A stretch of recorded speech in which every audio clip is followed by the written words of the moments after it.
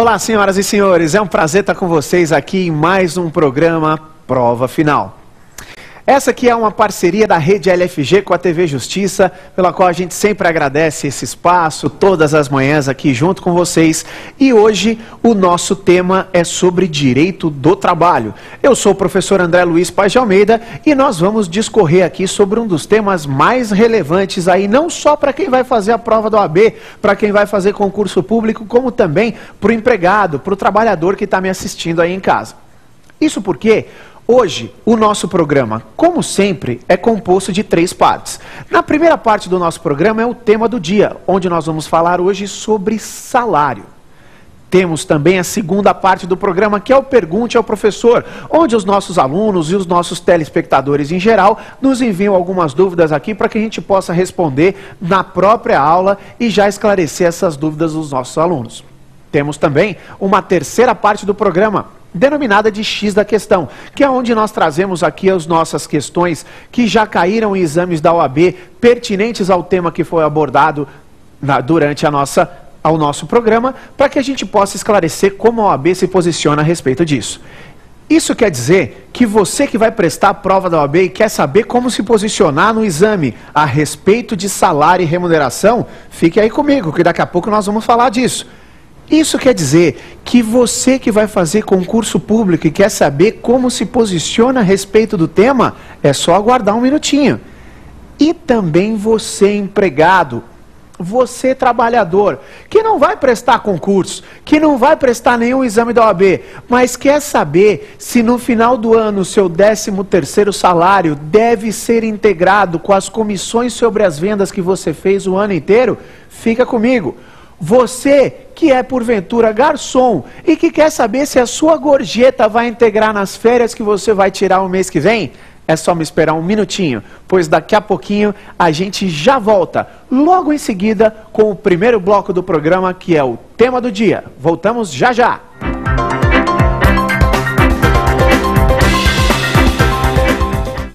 Como prometido, estamos de volta então para iniciar a primeira parte do nosso programa, que é o tema do dia. Hoje, como eu falei com vocês, nós vamos falar sobre salário e remuneração. Olha, não há dúvida, e pode ter certeza, o pessoal da técnica aí já pode se preparar, porque vai lotar de pergunta. Falo isso porque é um dos temas que mais intrigam os nossos alunos. E não só os alunos, inclusive as pessoas que não fazem direito, mas quantas e quantas não são as consultas que eu recebo acerca disso. Poxa, professor, isso aí que eu ganho deve integrar remuneração, não deve integrar remuneração, o vale transporte, o vale refeição, a cesta básica, como é que isso acaba sendo caracterizado? E mais, as fraudes que muitos empregadores acabam fazendo para maquiar a remuneração do empregado. Dou um exemplo para vocês. Vocês já ouviram, porventura, alguém falar que tem muita empresa que paga salário por fora? Vocês já ouviram, porventura, falar que tem muita empresa que obriga o empregado a fazer hora extra, mas além de pagar as horas extras, paga por fora? Já ouviram falar que tem empresas que fazem com que os empregados tenham 2 cartões de ponto? Ou seja, tudo isso é fraude. Isso também a gente vai falar.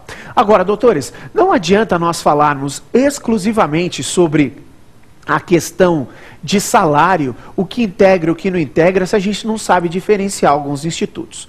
Portanto, uma visão preliminar do assunto a gente precisa ter. E para isso a gente precisa fazer uma distinção inicial, que é a distinção entre salário e remuneração. Salário e remuneração.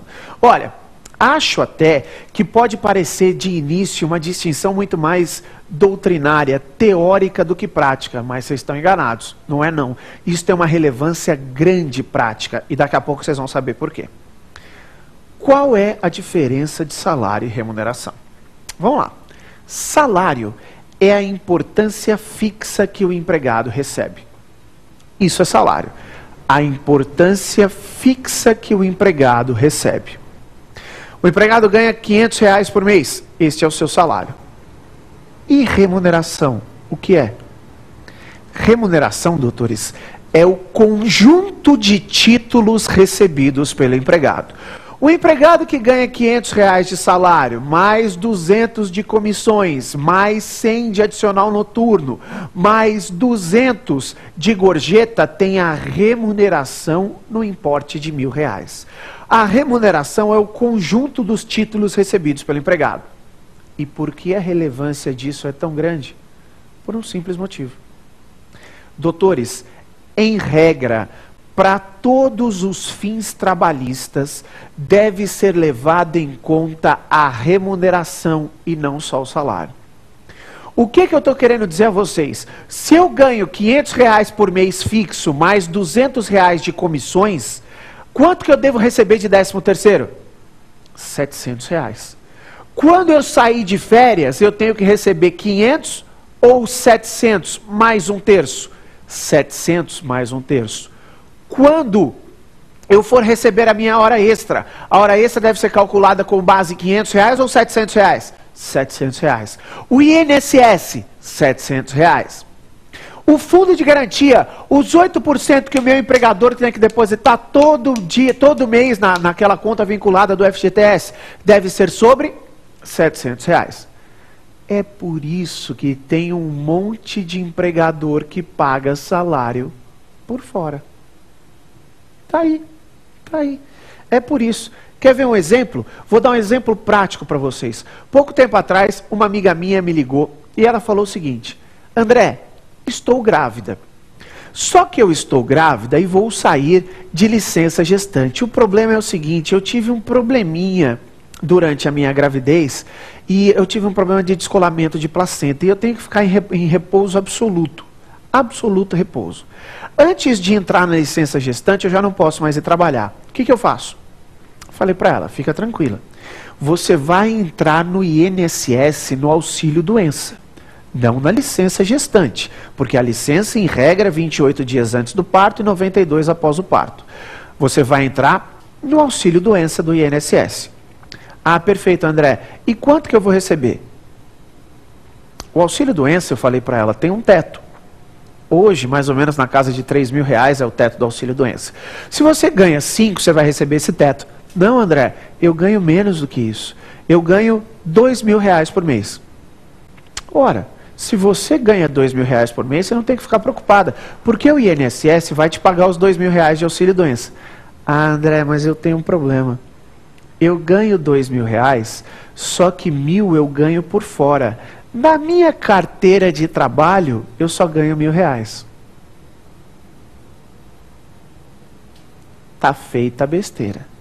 Se o INSS for pagar o auxílio doença para esta empregada, vai pagar só R$1.000, meu amigo.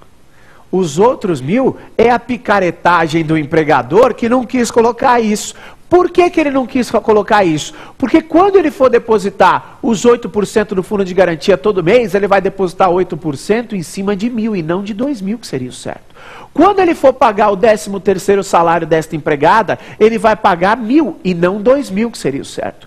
Quando esta empregada sair de férias, ela vai receber 1.000 mais um terço e não 2.000 mais um terço, como seria o certo. É fraude, não pode. Cito mais um exemplo para vocês. Não vou falar um nome por questões óbvias, mas um grande clube aqui de São Paulo. Há um tempo atrás, um jogador deste clube entrou com um pedido, jogador de futebol, entrou com um pedido de rescisão indireta do contrato de trabalho. Já tivemos um programa aqui onde nós falamos sobre a extinção do contrato de trabalho, até falei um pouco sobre rescisão indireta com vocês.